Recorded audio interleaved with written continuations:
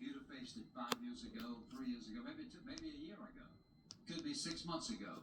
At that point, you look back in your life and think, God, I could never have handled this. I don't know what in the world I would have done. But today, you feel strong enough in the Lord. Having learned to trust Him. You know in your heart that you have grown in your spiritual life. You see, if your faith is no stronger today than it was 10 years ago, there's something wrong. I mean, put it this way. I'm not being critical. Let's put it this way.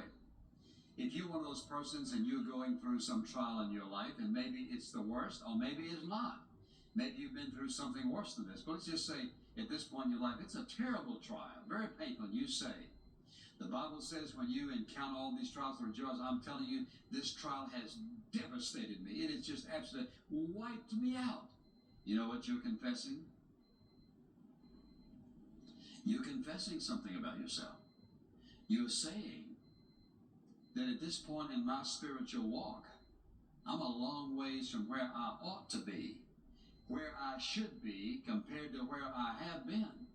Because the truth is, listen, as the trials increase in pressure, and as some of them become more fiery than others, and more difficult to handle, the truth is, all of these are ways that God is using to stretch and strengthen us. And therefore, listen, the truth is, no believer should be devastated by a trial. Shocked, yes. Hurt, yes. Painful, yes. Surprised, yes. But devastated, no. Why? You remember what he said in the very beginning? My God is in control of the intensity and the timing of this trial. That means, listen, that means nothing's happened that He didn't allow. He puts a limit on the intensity and the timing. He says He'll neither let me be tempted nor tried above what I'm able to bear, when wisely I depend upon Him to see me through it. Very important, because it is a good barometer where we are in our faith. For example, let's put it this way.